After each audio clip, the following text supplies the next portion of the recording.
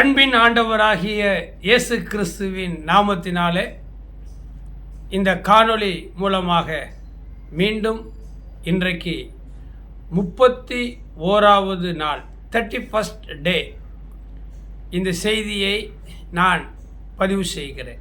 நல்லா இருக்கிறீங்களா? ரொம்ப சந்தோஷமாக இருக்கிறது மாதிரி தெரியுதுல. ஏன்னா நேற்றைய செய்தி உங்கள் ஜெபத்திற்கு வெளியரங்கமான பதில் வரப்போகிறது, கர்த்தர் பலனளிக்கப் போகிறார் என்று தீர்க்க தரிசனமாக நான் பேசின செய்தியை கேட்டுட்டு அநேக கர்த்தருடைய பிள்ளைகள் மட்டுமல்ல, ஆண்டவர் அறியாத பிள்ளைகள் கூட எனக்கு ஃபோன் பண்ணி, ஐயா பிரதர், உண்மையாகவே நான் பெருமைக்காக சொல்லலை, உங்கள் கூட ஆண்டவர் இயேசு இருக்கிறார். ஏன்னா எனக்கு அந்த அளவுக்கு தெய்வ நம்பிக்கை கிடையாது. சாமி கும்பிடுவேன், ஆனால் அதுக்காக கோயிலாக போக மாட்டேன். பக்தியிலையும் பரிசுத்தத்துலேயும் அதுவே தொழிலாக பொழைப்பாக இருக்க மாட்டேன். ஏதோ தேவைப்படுறப்ப நான் சாமி கும்பிடுவேன். ஆனால் நேற்றுக்கு உங்கள் செய்தியை நான் கேட்டும்போது எனக்கு அப்படியே என்ன செய்கிறதுனே தெரியல.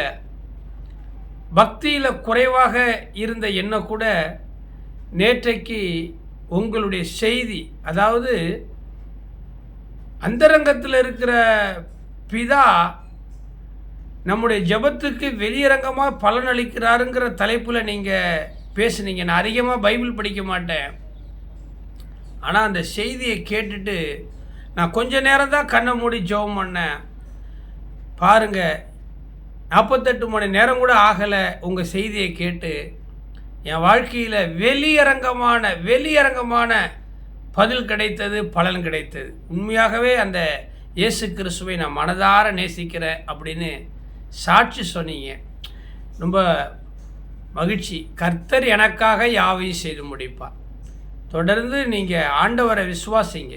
ஆண்டவருக்கு சாதி, மத, இன, மொழி, ஏற்ற தாழ்வு இதெல்லாம் மனுஷனுக்கு இருக்கும், ஆண்டவருக்கு அப்படியெல்லாம் இருக்காது. உங்களுடைய நம்பிக்கை, உங்களுடைய விசுவாசம், நீங்கள் ஆண்டவர் மேலே விசுவாசம் வச்சுருக்கிறீங்க. புறஜாதியாராக இருந்தானே, கிறிஸ்தவர்களாக இருந்தானே, இயேசு கிறிஸ்தவர்களுக்கு மட்டும்தான் தெய்வமா? இல்லை, அவர் புறஜாதியாராலும் மகிமைப்படுகிறவர். பேதுருடைய அப்போஸ்தலர்களுடைய பிரசங்கம், ஜெபம் புறஜாதிகள் மேல் வந்த பொழுது பரிசுத்த ஆவியில் நிரம்பினாங்களாம். அவர்கள் மீது பரிசுத்த ஆவி இறங்கினார், பொழிந்தருளப்பட்டது புறஜாதிகள் மேலே. ஆமாம், கர்த்தர் உங்களை ஆசீர்வதிப்பார். இந்த காணொளியில் ஒருவேளை பதிவு செய்யக்கூடாததாக இருக்கலாம், ஆனாலும் உங்களுடைய விசுவாசத்தை உற்சாகப்படுத்துறதுக்காக நான் இந்த காரியத்தை பதிவு செய்கிறேன். அதாவது புறஜாதி, ஆண்டவரை அறியாதவர்கள், மற்ற மதத்தில் இருக்கிறவர்கள் அவங்களுடைய ஜெபத்தை கேட்பாரா? அவங்க மேலே பரிசுத்த ஆவியின் அபிஷேகம் வருமா? அவங்க அந்நிய பாஷை பேசுவாங்களா? இல்லை ரட்சிக்கப்பட்டு மனம் திரும்பி ஞானசாரம் எடுத்து சபையில் வெள்ளையும் ஜெலையுமா இருக்கிற அவங்க மேலே தான் இயேசுவினுடைய அபிஷேகம் வருமா? இப்படிலாம் நிறைய பேர் கேட்குறாங்க, சந்தேகப்படுறாங்க. இதை பார்த்து கொண்டிருக்கிற சகோதர சகோதரிகளே, நீங்கள் சபை விசுவாசிகளாக இருந்தாலும் அல்லது ஆண்டவர் இயேசு கிறிஸ்துவை அறியாதவர்களாக இருந்தாலும் சரி, ஆண்டவர் பட்சபாதமெல்லாம் பார்க்க மாட்டார். நான் ஊழியம் செய்கிற எங்களுடைய தேசத்தில், எங்களுடைய பகுதியில் ஒரு 18 வருஷத்துக்கு முன்னாடி நான் ஒரு வீட்டில், ஒரு கிறிஸ்தவர்களுடைய வீட்டில் ஜெபக்கூட்டம் வச்சுருந்தேன். மாதம் விசுவாசிகள் வீட்டில் வீட்டு ஜெபக்கூட்டம் வைப்போம், அந்த வீடு ஆசீர்வதிக்கப்படும்படி. அப்போ ஒரு 10 பேர் இருக்கும் அந்த ஜெபக்கூட்டத்தில் வந்து உட்காந்துருந்தாங்க. நான் பேச நிறைய பேர் விசுவாசித்தாங்க, ஸ்தோத்திரம் பண்ணாங்க. அதில் ஒரு இஸ்லாமிய பெண்மணி, ஒரு இஸ்லாமிய சகோதரி அந்த ஜெபக்கூட்டத்தில் கலந்துக்கிட்டாங்க. நான் அவங்கள அங்கே தான் முதல்ல பார்க்குறேன். அவங்க இஸ்லாமிய சகோதரின்னு எனக்கு தெரியாது. ஆனால் நான் ஜெபம் பண்ணும் பொழுது பரிசுத்த ஆவி அந்த வீட்டில் வந்து கிரியை நடப்பிக்கும் போது ஞானஸ்தானம் எடுத்தவங்க, பரிசுத்த ஆவியினுடைய அபிஷேகம் பெற்றவங்க கைத்தட்டி அந்த அபிஷேகத்தை அனுபவிக்கிறாங்க, அபிஷேகத்தில் நிரம்புகிறாங்க. அதே போல் இந்த இஸ்லாமிய சகோதரியும் அந்நிய பாஷை பேசி அபிஷேகத்தில் நிரம்பி துதிக்கிறாங்க. நான் அதை ஒரு பெருசாக எடுத்துக்கலை. ஏன்னா எல்லாரும் கிறிஸ்தவர்கள், சபைக்கு போகிறவங்க, அக்கம் பக்கத்தில் இருக்கிறவங்களாம் வந்து இந்த ஜெபக்கூட்டத்தில் உட்கார்ந்துருக்கிறாங்க. அவங்க நான் பேசும்போது பரிசுத்த ஆவியானவர் இறங்குறார், அபிஷேகத்தில் அனுபவிக்கிறாங்க அப்படின்னு நினச்சிக்கிட்டேன். ஆனால் ஜெபக்கூட்டம் முடிஞ்சு எல்லாரும் ஜெபம் பண்ணிட்டு போன பிற்பாடு அந்த இஸ்லாமிய சகோதரி உட்காந்து என்கிட்ட ஜெபம் பண்ணாங்க. அப்போ தான் அந்த வீட்டில் இருக்கிறவங்க சொன்னாங்க, ஐயா இவங்க கிறிஸ்தவர்கள் இல்லை, இஸ்லாமிய சகோதரி, இப்போ தான் முதல்ல இந்த ஜெபக்கூட்டத்தில் வந்து கலந்துக்கிறாங்க. ஆனால் இவங்க மேலே நீங்கள் பேசும்போது அபிஷேகம் இறங்கி இருக்குது பாருங்க. நாங்கள் அப்போ தான் அப்போஸ்தலர் நடபடிகள் புத்தகத்தில் அப்போஸ்தலருடைய நாட்களில் நடப்பித்த அந்த கிரியைகளை என்னுடைய ஊழியத்தின் நாட்களில் கர்த்தர் நடப்பித்ததை நான் பார்த்தேன். அதனால் நேற்றைக்கு மட்டுமல்ல, கடந்த 30 நாட்களாய் நான் பேசின தேவ செய்தியும் இனி வரப்போகிற நாட்களில் என் ஜீவன் உள்ள நாட்கள் வரைக்கும் நேரடியாக சமூக வலைதளங்கள் மூலமாய் ஃபோனில் உங்களுக்காக நான் பேசுகிற, பிரசங்கிக்கிற தேவ செய்தி எல்லாமே உங்களுக்கு வெளியரங்கமான பதிலை கொண்டு வரும். அது நீங்கள் யாராக வேண்டுமானாலும் இருக்கலாம். இன்றைக்கு 31வது நாள் நான் ஒரு செய்தியை உங்களுக்கு ஆயத்தம் பண்ணி வைத்திருக்கிற ஜெபத்தோடு கேட்கலாமா? அதுக்கு முன்னாடி ஒரே ஒரு சம்பவத்தை, இந்த இஸ்லாமிய சகோதரியினுடைய அந்நிய பாஷை அபிஷேகம் பெற்றுக்கொண்டதை சொன்னது போல் இந்த செய்திக்கு சாட்சியாக நான் ஒரு சம்பவத்தை சொல்கிறேன். ஒரு 4-5 நண்பர்கள், இணை பிரியாத நண்பர்கள், ஒரு ஊரில் எங்கே போனாலும் இந்த 4-5 நண்பர்கள் தான் இருப்பாங்க. ஸ்கூல் போகும்போது, காலேஜுக்கு போகும்போது, கிரிக்கெட் விளையாட போகும்போது, கடைக்கு போகும்போது, பீச்சுக்கு, சினிமாவுக்கு, எங்கே போனாலும் இந்த நண்பர்கள் ஒருமித்து போவாங்க, வருவாங்க. இப்படி பல ஆண்டுகளாக அந்த நண்பர்கள் இணை பிரியாத ஒரு நண்பர்கள். சகோதரர்கள் ஒருமித்து வாசம் பண்ணுவது எத்தனை இன்பமும் எத்தனை நன்மையும் இருக்குதுன்னு நம்ம பைபிளில் சொல்லியிருக்குதுல்ல, அதே போல் அந்த சகோதரர்கள் சவுலும் யோனாத்தானும் அவ்வளவு நெருக்கமாக இருந்தாங்க, அப்பாவும் பிள்ளையும். அதுபோல் தாவீதும் யோனாத்தானும் நல்ல திக்கஸ்ட் ஃப்ரெண்ட், ஒருத்தர் எங்கேயுமே விட்டு கொடுக்க மாட்டாங்க. நீங்களும் அப்படி இருங்க. சிநேகிதன் எல்லா காலத்திலும் சிநேகிப்பான், இடுக்கணில் உதவவே சகோதரன் பிறந்திருக்கிறான், நீதிமொழிகளில் வாசிக்கிறோம். இப்படி ஒரு 4-5 நண்பர்கள் பல வருஷமாய் ஒன்றாக இருந்தாங்க. ஆனால் அந்த நேரத்தில் பாருங்கள், ஒரு ஃப்ரெண்டு அந்த 4-5 நண்பர்களோடு இருந்தவர்களில் ஒரு நண்பன் என்ன பண்ணிட்டான், சில காரியத்துக்கு ஆசைப்பட்டு அவங்களுக்கு துரோகம் பண்ணிட்டான். அந்த நண்பர்களுக்கு தெரியாமல் சில தவறான காரியத்தை செய்து மறைச்சிட்டான். அது அந்த நண்பர்களுக்கு மத்தியில் ஒரு இழப்பு, ஒரு பாதிப்பு, ஒரு அவமானத்தை உண்டாக்கிச்சு. யார் இப்படி செஞ்சிருப்பா? நம்ம எல்லாரும் ஒரே மனசு, எல்லாரும் ஒன்றா போகிறோம், ஒன்றா சாப்பிட்றோம், எல்லாமே ஒன்றா இருக்கிறோம். ஆனால் யார் இந்த காரியத்தை செய்திருப்பா அப்படின்னு அவங்க ரொம்ப குழம்பி போயிருந்த நேரத்தில் அந்த நண்பர்களோடு கூட இருந்து செய்யத்தகாத அந்த துரோகத்தை செய்த அந்த நண்பன், அடடா நாம் இப்படி செஞ்சிருக்கக்கூடாது, நம்ம எல்லாரும் எத்தனை வருஷம் நண்பன், நான் பணத்துக்காக ஆசைப்பட்டு, பெயர் புகழுக்காக ஆசைப்பட்டு, ஒரு அற்பமான ஒரு பொருளுக்காக ஆசைப்பட்டு இந்த நண்பர்களை நான் இப்படி துக்கப்படுத்திட்டேனே, துரோகம் பண்ணிட்டேன்னு சொல்லி அவன் மனம் கசந்து அவன் அழுது வெளியே போயிட்டான். அந்த நண்பர்களை விட்டு வெளியே போயிட்டான். மனசாட்சி அவனை குத்துது. குற்றம் உள்ள நெஞ்சு குறுகுறுன்னு குத்தும்பாங்க. அட நான் தப்பு பண்ணிட்டேன் அப்படின்னு சொல்லி மனம் வருத்தப்பட்டு மனசாபப்பட்டு அவன் வெளியே போயிட்டான்.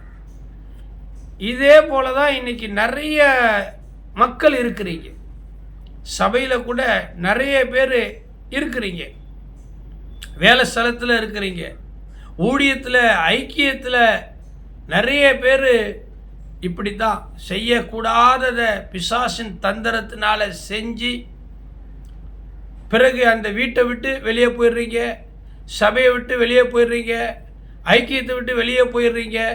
அப்புறம் வெளியில் போயிட்டு மனம் கசந்து அழுகிறீங்க. எதற்கு? அதை குறித்து ஒரு சம்பவத்தை நான் உங்களுக்கு சொல்கிறேன். வேறு யாரும் இல்லை, பேதுரு. பேதுருவை பற்றி நான் பிரசங்கித்திருக்கிறேன், உங்களுக்கு தெரியும். என் பின்னே வாங்க, மனுஷர்களை பிடிக்கிறவர்களாக்குவேன் என்று இயேசு கலிலியோ கடற்கரை ஓரமாய் நடந்து போகும்போது கடலிலே மீன் பிடித்து கொண்டிருந்த சகோதரர்களிலே ஒருவன் பேதுரு எனப்பட்ட சீமோன். அவனை தான் அழைத்து என்ன பண்ணார்? பிரியமானவர்களே, தன்னுடைய ஊழியத்தை கொடுத்தான். அப்பேற்பட்ட இந்த பேதுருவை குறித்து தான் நான் உங்களுக்கு சொல்ல போகிறேன். லூக்கா 22ஆம் அதிகாரம். மனசில் பதிய வைத்துக் கொள்ளுங்க, வருத்தப்படாதீங்க. Don't feel. நீங்கள் ஆண்டவருடைய சமூகத்தில் உங்களை ஒப்பு கொடுங்க. லூக்கா 22ஆம் அதிகாரம் 60 வசனம். அதற்கு பேதுரு, மனுஷனே, நீ சொல்லுகிறதை அறியேன் என்றான். அவன் இப்படி சொன்ன உடனே சேவல் கூவிற்று. அப்பொழுது கர்த்தர் திரும்பிய போது பேதுருவை நோக்கி பார்த்தார். சேவல் கூவுகிறதுக்கு முன்னே நீ என்னை 3 தரம் மறுதலிப்பாய் என்று கர்த்தர் தன்னிடத்தில் சொன்ன வார்த்தையை உடனே பேதுரு நினைவு கூர்ந்து வெளியே போய் மனம் கசந்து அழுதான். ஆண்டவரே, இவைகளெல்லாம் உனக்கு சம்பவிக்க கூடாது. நீங்க பிதாவுடைய ஒரே குமாரன். நீங்க இந்த உலகத்தில் பாவிகளை ரட்சிப்பதற்காக வந்த பரமாத்மா. நீங்க நல்லா சுவிசேஷம் அறிவிக்கிறீங்க, மனம் திரும்புங்கள், பரலோக ராஜ்யம் சமீபமா இருக்குதுன்னு. என்ன கூட அந்த சுவிசேஷம் அறிவிக்கிறதுக்கு கூட்டுக்கிட்டீங்க, கூட்டு போனீங்க, தெரு தெருவா ஊர் ஊரா. நானும் வந்தேன். நீங்கள் பேய் ஓட்டினீங்க, பிசாசு ஓட்டினீங்க, வியாதிகளை சுகமாக்குனீங்க, அற்புதங்கள் எல்லாம் நடந்துச்சு. ஆனால் உங்களை பிடிக்கிறதுக்கு இன்றைக்கி நிறைய பேர் வர்றாங்க. நான் உங்களை விட மாட்டேன், உங்களை பிடிச்சிட்டு போகிறதுக்கு நான் அனுமதிக்க மாட்டேன். அப்படியே பிடிச்சிட்டு போனாலும் நானும் உங்கள் கூட ஜெயிலுக்கு வருவேன், சித்திரவதையை ஏற்றுக்கொள்வேன், சிலுவையில் கூட நான் மறிப்பேன், நான் உங்களை விட்டு போக மாட்டேன், உங்களை துரோகம் பண்ண மாட்டேன் அப்படின்னு சொன்னவன் தான் பேதுரு. இன்னைக்கு அநேகர் அப்படி தான். பாஸ்டர், அண்ணே, தலைவரே, என் உயிரை கொடுத்தாகிலும் நான் உங்களை காப்பாற்றுவேன், நான் பயந்தாங்கொல்லியை போல உங்களை விட்டு ஓடி போக மாட்டேன். இப்படி நிறைய பேர் வீர வசனம், வேத வசனங்களை பேசினவர்கள் உண்டு. ஆனால் இன்னைக்கு இல்லை, கூட இருந்து குழி பறிக்கிறவர்களாக இருக்கிறாங்க. நீங்கள் கழுத்தை பிடிச்சி வெளியே தள்ளினா கூட நான் உங்களை விட்டு போக மாட்டேன், உங்கள் கம்பெனியில் தான் வேலை பார்ப்பேன், உங்கள் வீட்டில் தான் நான் வேலை பார்ப்பேன். ஏன், நாய் மாதிரி உங்கள் வீட்டு வாசலிலே காத்திருப்பேன். நன்றி, நீங்கள் போட்ட சோறு என் உடம்புல ரத்தமாக இருக்குது, உங்களுக்கு மாத்திரம் நான் துரோகம் பண்ண மாட்டேன். ஐயா முதலாளி, சிஸ்டர், நான் உங்கள் துரோகம் பண்ண மாட்டேன், உங்கள் உப்பை தின்னு வளர்ந்தவன், நான் துரோகம் பண்ண மாட்டேன். இப்படி சொன்னவங்க எத்தனையோ பேரை பார்த்துருக்கிற நான். இல்லை, நம்ம கூட சில நேரத்தில் அப்படியே நம்பிடுவோம். பரவாயில்லையே, இந்த அண்ணன் எவ்வளோ உண்மையாக இருக்கிறாரு, நம்ம கொஞ்சம்தான் சாப்பாடு கொடுத்தோம், துணி கொடுத்தோம், படுக்க இடம் கொடுத்தோம், காசு கொடுத்தோம், வேலை கொடுத்தோம், ஆனால் இவர் உயிரே கொடுப்பேன்றாரு. ரொம்ப நல்ல மனுஷன்ப்பா, இல்லை, ரொம்ப நல்ல மனுஷன் இந்த பிரதர் அப்படின்னு நம்ம நினைப்போம். காரணம், வெளுத்ததெல்லாம் பால், மின்னுவதெல்லாம் பொண்ணு, அப்படி ஒரு நம்பிக்கையோடு நம்ம இருக்கிறோம். இயேசு கிறிஸ்து கூட அப்படி தான் எல்லாரையும் நம்பினார், எல்லாரையும் நம்பினார். இல்லை, நீங்கள் கூட நிறைய பேரை நம்பி நம்பி நம்பி மோசம் போயிட்டீங்கள. இந்தா கொண்டு வந்து தர்றேன், நாளைக்கு கொடுத்துட்றேன்னு சொல்லி உங்ககிட்ட பணம் வாங்கிட்டு ஏமாற்றிட்டு போனவங்க எத்தனை பேர். உங்கள் நகையை வாங்கி இந்த கல்யாணத்துக்கு போயிட்டு வந்து தர்றேன், அடமானம் வச்சுட்டு இன்னும் 2 மாதத்தில் மீட்டு கொடுத்துட்றேன்னு சொல்லி எத்தனை பேர் இல்லை? பயப்படாதீங்க. உங்களை நம்ப வச்சு ஏமாத்துறாங்கன்னா நீங்கள் ஏமாறலை, அவங்க தான் ஏமாறுறாங்க. உங்களுடைய அன்பை, உங்களுடைய நட்பை அவங்க சரியாக உபயோகிக்க தெரியாதவர்கள். சரி, இருக்கட்டும். இந்த பேதுரு அப்படி தான். ஆண்டவரே, யார் மறுதளித்தாலும் நான் உன்னை மறுதளிக்க மாட்டேன் அப்படின்னார். ஆண்டவர், எப்பா பேதுரு, உன்னை பற்றி எனக்கு தெரியும்ப்பா, உங்கள் எல்லாரை பற்றி எனக்கு தெரியும்ப்பா. என்னை பிடிச்சிட்டு போகும்போது நீ மறுதளிப்ப. அதுக்கு அடையாளம் என்ன தெரியுமா? சேவல் 3 தரம் கூவும். இதான் அடையாளம், நீ என்னை மறுதளிப்பேன்னு ஆண்டவர் சொன்னார். அதே போல் இயேசுவை பிடிச்சிட்டு போன பிற்பாடு இவர் விட்டுட்டு ஓடி வந்துட்டார் வெளியே. ஆமாம், நெருப்பு மூட்டி குளிர் காய்ந்து கொண்டிருந்தாங்க வீரர்கள். அங்கே போய் இவரும் ஒன்றுமே தெரியாத மாதிரி. ஆனால் அங்கே 2-3 பேர் பார்த்துட்டாங்க. டேய், நீ பேதுரு தானே, நீ இயேசுவோடு கூட இருந்தவன் தானே. இன்னைக்கு நிறைய பேர் அப்படி தான் கூட்டத்தோடு கூட்டமாக அல்லேலூயா என்று சொல்லுவாங்க. ஆனால் ஒன்றுக்கும் பிரயோஜனம் இல்லை. ஆமாம், நம்மளை கொண்டு போய் ஒரு வம்பில் மாட்டி விட்டுட்டு, சிக்கலில் மாட்டிவிட்டு எஸ்கேப் ஆகிடுவாங்க. நான் இல்லை பாஸ்டர், அவர் தான். பிரதர், நான் இல்லைங்க, அவன் தாங்க. ரொம்ப ஜாக்கிரதையாக இருங்க, பொல்லாத உலகம், மனுஷனுக்கு எச்சரிக்கையாக இருங்க. ஆண்டவர் சொன்னார், உன் வீட்டாரே உனக்கு சத்துரு, கூடவே இருப்பாங்க, நிழல் போல இருப்பாங்க, நெகமும் சதை என்று சொல்லுவாங்க. ஆனால் வஞ்சக ஆவியினால் நிறைந்து ஒரு சுயநலமாக காணப்பட்டு உங்களை சிக்கலில் மாட்டி விட்டுட்டு ஓடிடுவாங்க. நான் நிறைய என் வாழ்க்கையில் பார்த்துட்டேன். என்னுடைய வாழ்க்கையில் இந்த மாதிரி குணம் கொண்ட நிறைய பேரை பார்த்துட்டேன். மனசு வருத்தமாக இருக்குது. இந்த பேதுரு பாருங்க, அங்கே இயேசுவை பிடிச்சிட்டு போயிட்டு விசாரிக்கிறாங்க, அடிக்கிறாங்க. இவர் இயேசுவோடு கூட இருந்தவர் தானே, சத்தியம் பண்ணார்ல உன்னை விட்டு போக மாட்டேன்னு. ஆனால் இவர் ஓடி வந்துட்டார் பயந்துக்கிட்டு, நம்மளையும் பிடிச்சி அடித்து சிலுவையில் கொன்னுடுவாங்களோன்னு. ஆனால் கடைசியில் நீ எப்படி செத்த? அது ஒரு பக்கம். அப்போ அந்த பெண் கேட்குறா, ஏய், நீ இயேசுவோடு கூட இருந்தவன் தானே, நீனும் அவனும் சேர்ந்து தானே இந்த காரியத்தை பண்ணீங்க. ஐயோ, அவன் யாருன்னே எனக்கு தெரியாதுன்னு சபிக்கவும் சத்தியம் பண்ணவும் தொடங்கினான். அப்பா, இன்னைக்கு நிறைய பேர் பணத்தை வாங்கிக்கிட்டு, குணத்தை வாங்கிக்கிட்டு, பொருளை வாங்கிட்டு, புள்ள மேலே, புருஷன் மேலே, தாலி மேலே, அப்பா அம்மா மேலே, பைபிள் மேலே சத்தியம் பண்ணுவாங்க. பிரியமான தேவனுடைய பிள்ளைகளே, விசுவாசிகளே, ஆண்டவருடைய நாமத்துக்கு மகிமை செலுத்துங்கள். இந்த பேதுரு சபிக்கவும் சத்தியம் பண்ணவும் மறுதலிக்கவும் தொடங்கினான். அப்போ இயேசு சொன்னது போல சேவல் 3 முறை கூவுது. அப்போ திரும்பி பார்க்குறார் பேதுரு, பேசலை, திரும்பி பார்க்குறார். அந்த பார்வையில் 1000 அர்த்தம்.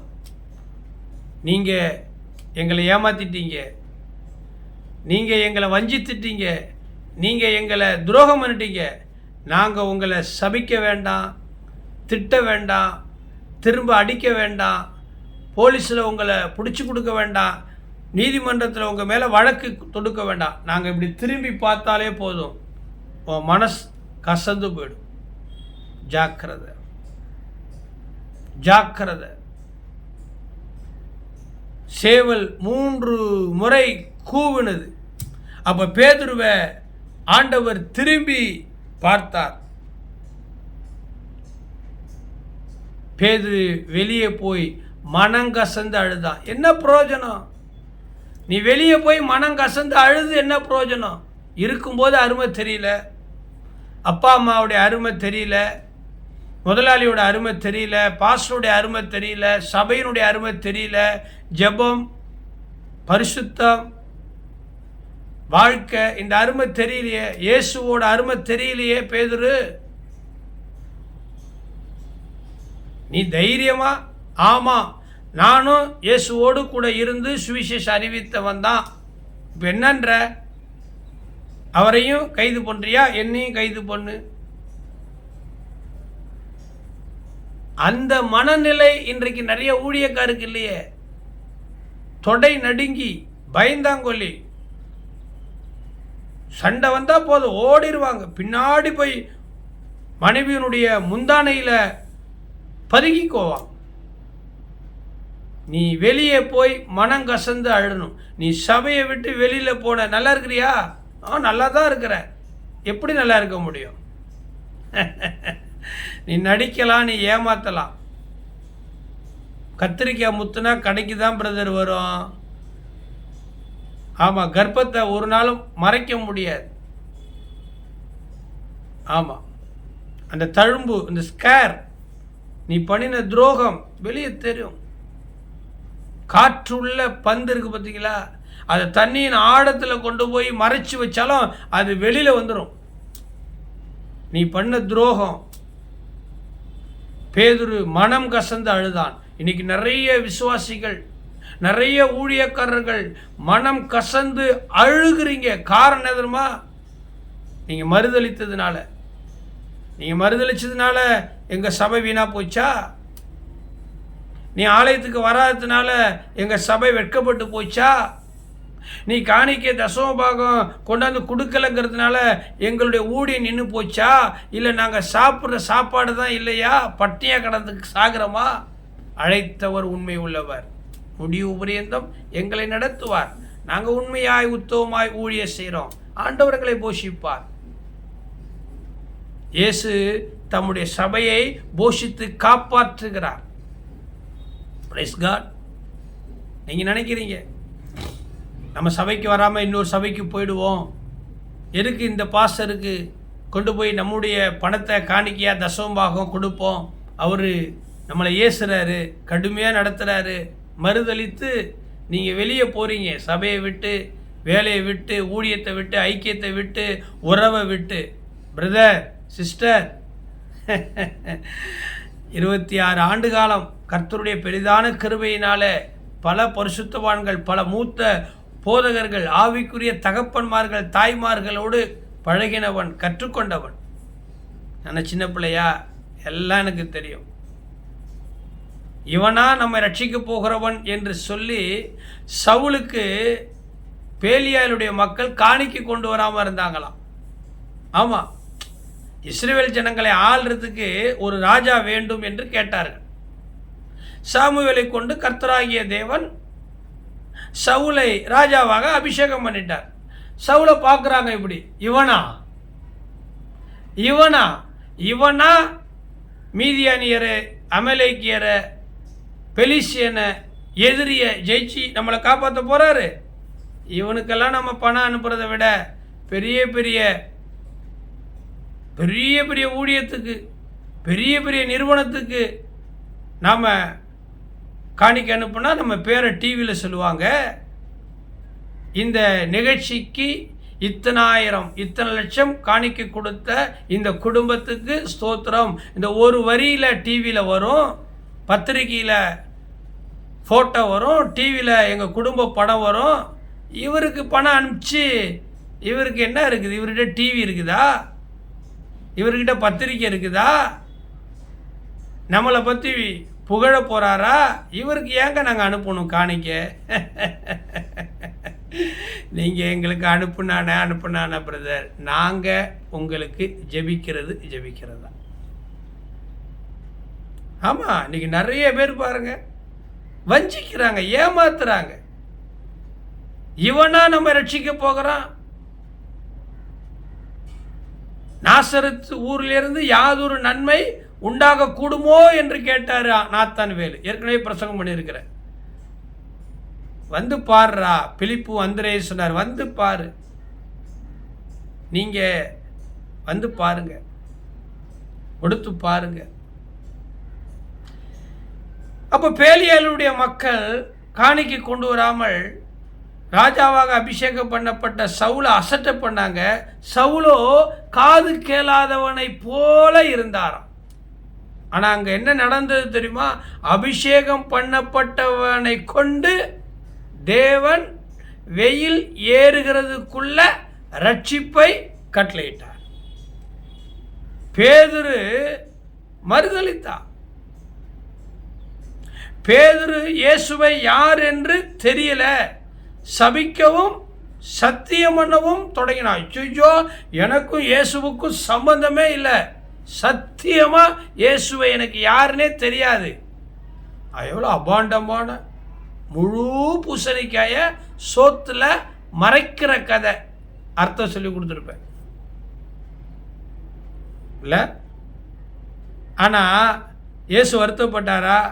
இயேசுக்கு தான் முன்னாடியே தெரியுமே, உங்கள் இருதயத்தை இயேசு நன்கு அறிந்திருக்கிறார்.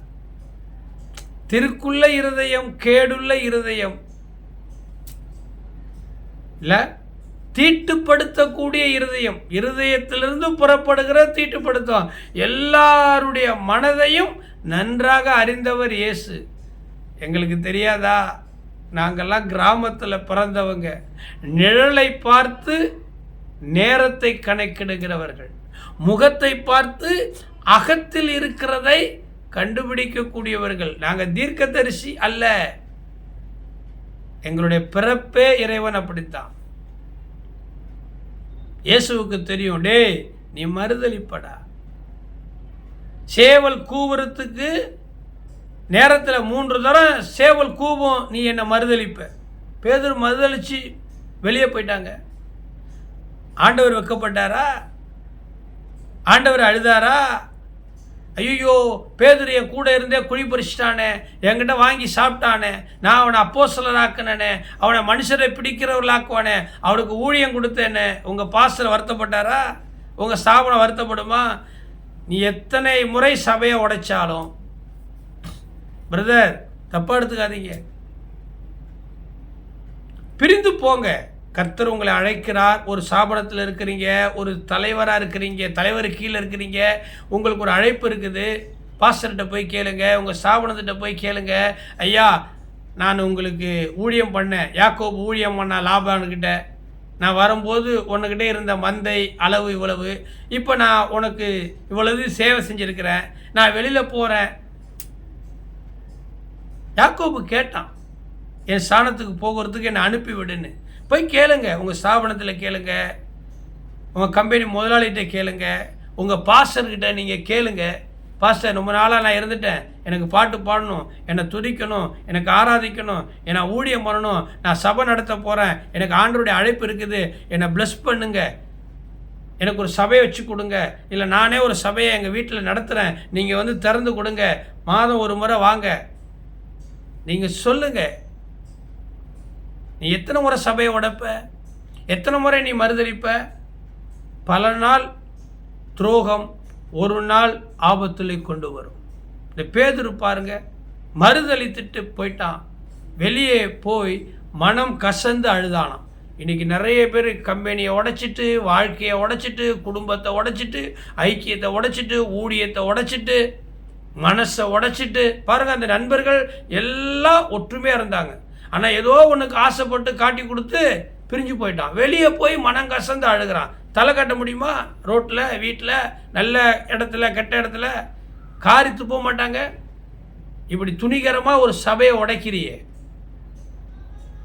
ஒரு சபையில் ஞானஸ்தானம் எடுத்துட்டு அந்த சபைக்கு வராமல் இன்னொரு சபைக்கு போயிட்டு மைக்கு பிடிச்சி ஆராதனை பண்ணி அதை வேற ஃபேஸ்புக்கில் ஸ்டேட்டஸில் போடுறிய, அதை பார்க்கும்போது பெத்த வயிறு எப்படி இருக்கும்? சபிக்கல பிரதர் சிஸ்டர். பேதுரு வெளியே போனான். நீ வெளியே போ, மனங்கசந்து அழுதான்.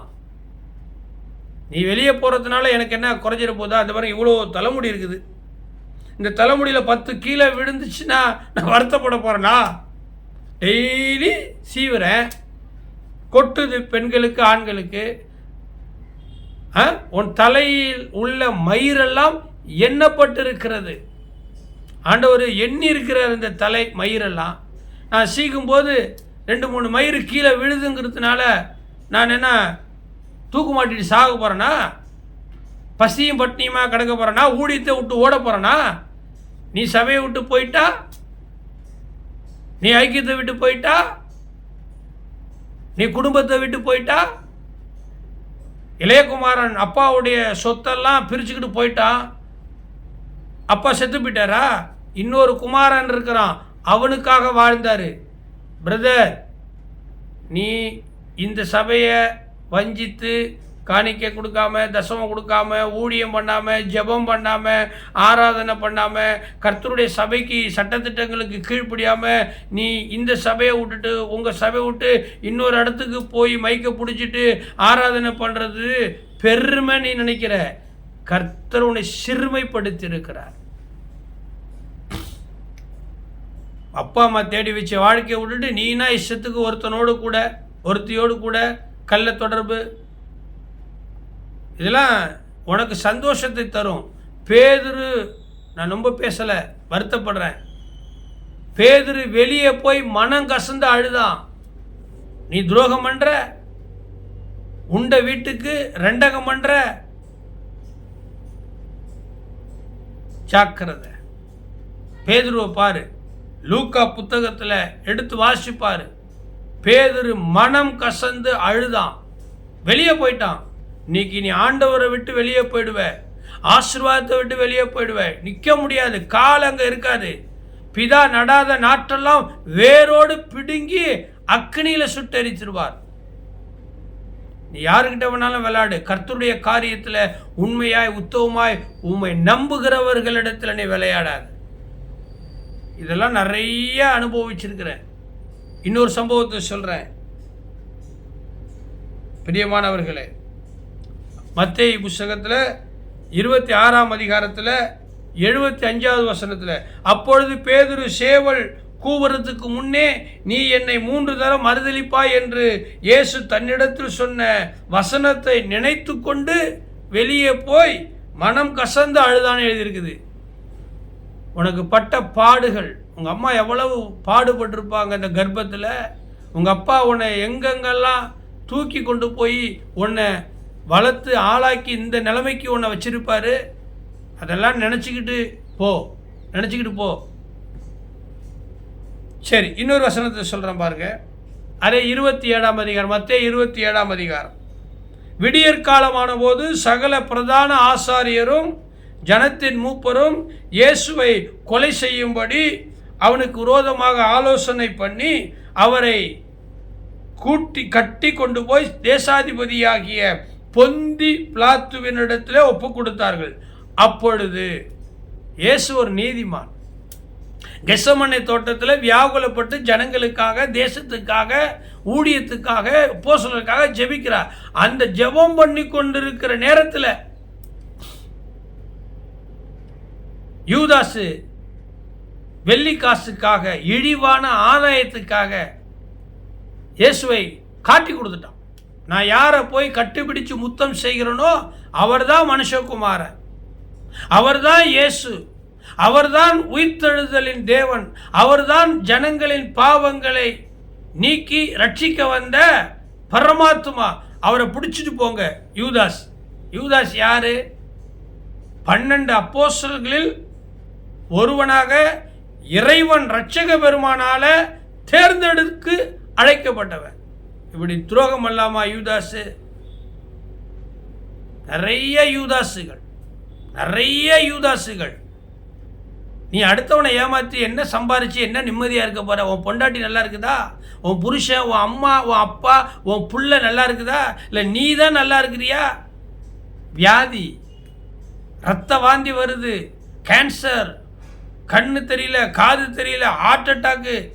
எப்படி அடுத்தவனை ஏமாற்றி அடுத்தவனுடைய சொத்தை அபகரித்து நல்லா இருக்க முடியுமா? உன்னை எதுக்காக உன் வீட்டில் டிரைவராக கொண்டாந்து வச்சாரு? உன் முதலாளி டிரைவராக உன்னை எதுக்காக கொண்டாந்து வச்சார்? பெட்ரோல் திருடுறதுக்கா? நான் டிரைவரை குறை சொல்லலை, சில பேர் இல்லை, நம்பிக்கை துரோகம். பயமா இருக்குதுங்க பாருங்க.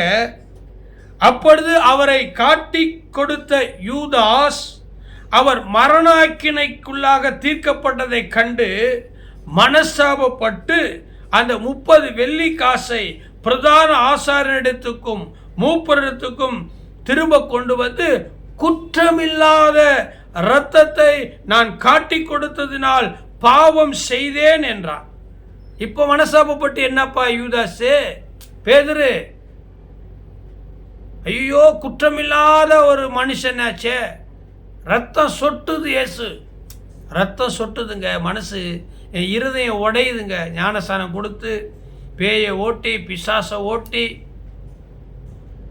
நீங்கள் நல்லா இருக்கணுங்கிறதுக்காக ஒரு பாஸ்டர்மா தான் பொண்டாட்டி பிள்ளைங்களை கூட கவனிக்காமல் நல்ல கறி சோறு சாப்பிடாம ஃபாஸ்டிங் ராத்திரி கண் விழிப்பு ஜபம் நல்லது கெட்டதெல்லாம் வீட்டில் கொண்டாந்து உட்கார வச்சு இப்படி தான் வாழ்க்கை, புருஷனுக்கு கட்டுப்படு, மனைவிக்கு துரோகம் பண்ணாத, தாய் தகப்பனுக்கு துரோகம் பண்ணாதன்னு சொல்லி சொல்லி சொல்லி உங்களை நல்ல ஒரு ஸ்டாண்டர்ட் நிலைக்கு கொண்டு வந்து இன்றைக்கி உங்களை நல்லா வச்சுட்டு நீங்கள் துரோகம் பண்ணுறீங்க. எப்பா எங்கள் சபையில் பல பேர் அப்படி. ஆமாம், நான் இல்லைன்னா நிறைய பேர் செத்துருப்பாங்க. மரணம் ஊற்றி கொளுத்திக்கிட்டு போனவங்க உண்டு. அப்பா அம்மா விட்டுட்டு இன்னொருத்தர் கூட ஓடி போய் லவ் பண்ணி வாழ்க்கையை கெடுத்துக்கோர போன உண்டு. கல்யாணம் பண்ணியும் புருஷனை விட்டுட்டு இன்னொருத்தரோடு கூட தப்பு பண்ண போகிறேன்னு சொன்னவங்களெல்லாம் நான் உட்கார வச்சு பேசி சாந்தப்படுத்தி சத்தியத்தை சொல்லி வாழ்க்கையை சொல்லி தப்பு இப்படி பண்ணக்கூடாது, உனக்கு ஒரு குடும்பம் இருக்குது, உனக்கு ஒரு புருஷன் இருக்குது, உனக்கு ஒரு மனைவி இருக்குது, நீ பெற்ற பிள்ளைங்கெல்லாம் அனாதையாக போயிடுவாங்க. இன்றைக்கி அப்படிப்பட்டவங்கெல்லாம் எங்கள் சபையில் இல்லை. துரோகம் பண்ணிட்டு போயிட்டாங்க, ஏமாற்றிட்டு போயிட்டாங்க, பணத்தை வாங்கிட்டு ஏமாற்றிட்டு போயிட்டாங்க, லட்சக்கணக்கில் காணிக்கையை திருடிட்டு போயிட்டாங்க, காணிக்கை பணத்தை சேர்த்து வச்சு அதெல்லாம் ஏமாற்றிட்டு போயிட்டாங்க. போ நல்லா இரு, நாங்கள் ஒன்றும் வீணாக போகலை, விட்டு கொடுப்பவர் கெட்டு போகலை. பாஸ்டர் நீங்கள் பயப்படாதீங்க சிஸ்டர், ஆமாம் உங்களுடைய நல்ல மனசுக்கு நீங்கள் நல்லா தான் இருப்பீங்க. பிரதர் கொடுங்க, கஷ்டப்பட்டு சம்பாதிச்சு நீங்கள் நிறைய சபைக்கு செஞ்சீங்க, உங்களை மதிக்கலை, விட்டுருங்க, கர்த்தர் பார்த்துக்குவார். குற்றமில்லாத இரத்தத்தை காட்டி கொடுத்துட்டேனே அப்படின்னு சொல்லி காட்டி கொடுத்த யூதாசு மனசாபப்பட்டான். அந்த வாங்கின காசை கொண்டு போய் அவங்ககிட்டே கொடுத்தான். ஏற்றுக்கிட்டாங்களா? இல்லை. போடா, நீ காட்டி கொடுத்தீல, காசு வாங்கிட்டீல, மரியாதையே போ. பிரியமானவர்களே, குற்றமில்லாத இரத்தத்தை நான் காட்டி கொடுத்ததினால் பாவம் செய்தேன். நீ காட்டி கொடுக்கிற, துரோகம் பண்ற சபைக்கு, குடும்பத்துக்கு, மனைவிக்கு, உன் இளம் வயது மனைவிக்கு நீ துரோகம் பண்ணாதிருப்பாயாக என்று மல்கியா கொண்டு ஆண்டவர் சொல்லியிருக்கிறார். நீ துரோகம் பண்றீங்க கம்பெனிக்கு, முதலாளிக்கு, புருஷனுக்கு, பிள்ளைக்கு, தாய்க்கு, தகப்பனுக்கு, கடவுளுக்கு, உனக்கு ஞானஸ்தானம் கொடுத்த அப்பா அம்மாவாகிய போதகருக்கு. இன்னைக்கு நீ நல்லா இருக்கிறதுக்கு காரணம் என்ன? நான் காணிக்கை கொடுத்தேன், நான் காசு கொடுத்தேன். பட காணிக்கையும் காசு.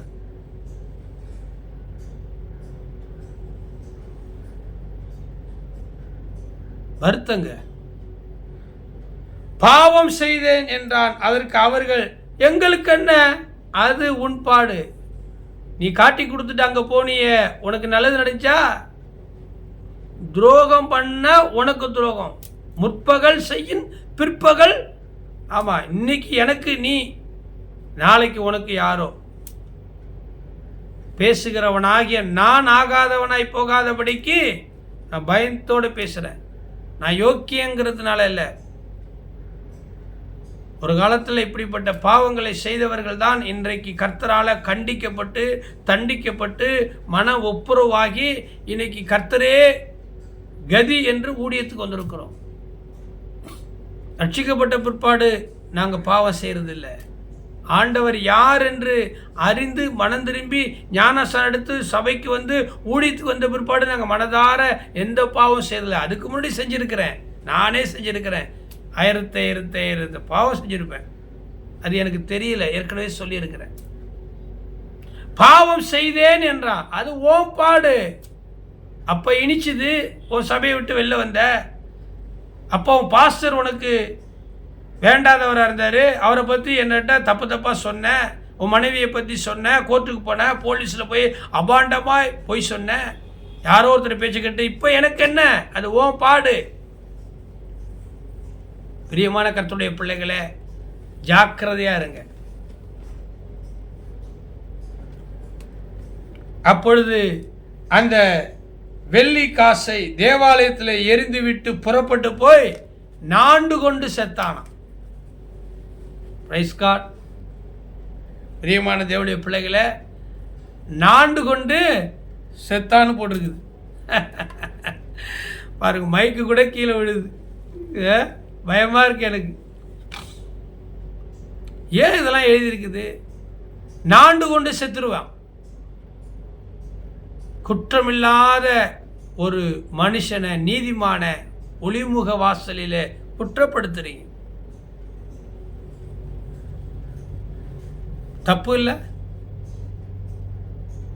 உனக்கு தேவைங்கிறதுனால இஷ்டத்துக்கு குற்றப்படுத்துவீங்களா? பேதுரு இயேசு கிறிஸ்துவை மறுதலித்தான். யூதாஸ் மாதிரி காட்டி கொடுக்கல, மறுதலிச்சான். அவனுடைய பலவீனம். மறுதலித்ததுக்கே அவன் வெளியே போய் மனம் கசந்து அழுதான். யூதாசு காட்டி கொடுத்தான், செத்து போயிட்டான். நீங்க யாரு? மறுதலிக்கிறவர்களா, காட்டி கொடுக்கிறவங்களா? எனக்கு தெரியல. ரெண்டும் உங்களுக்கு இருக்கக்கூடாது. கொன்று போட்டாலும் உம்மை நான் விட மாட்டேன். ஆண்டவரே, கடைசி வரைக்கும் நிலைத்திருந்து கனி தரும்படியாய் என்னை பரிசுத்தப்படுத்துன்னு சொல்லி ஜெபம் பண்ணுங்க. ஆண்டவர் உங்களை ஆசீர்வதிப்பார். ஒருவேளை இந்த செய்தி கொஞ்சம் காட்டமாக, கோபமாக, காரமாக இருக்குது அப்படின்னு ஃபீல் பண்ணிங்கன்னா நான் பொறுப்பில்லை. நான் வசனத்தை தான் சொன்னேன். பாதிக்கப்பட்டேன். அடிப்பட்டு ரணமாக இருக்குது. மறக்க முடியல. மன்னிக்கிறோம், மறக்க முடியல. மறப்போம், மன்னிப்போம், மறப்போம். பேதுருவோ மனங்கசந்து அழுதது போல மனங்கசந்து சென்ற வேலையை யாருக்கும் செய்யாதீங்க. குடும்பத்துக்கும், தொழிலுக்கும், கட்சிக்கும் அல்லது சபைக்கோ எதுக்கும் செய்யாதீங்க. உங்கள் ஃப்ரெண்டுக்கு கூட செய்யாது. God bless you. கர்த்தர் உங்களை ஆசீர்வதிப்பார். மீண்டும் நாளை தினத்தில் மனம் மகிழ்ந்து செய்தியை கேட்க ஆயத்தமாக இருப்போம். செபிக்கிற. God bless you.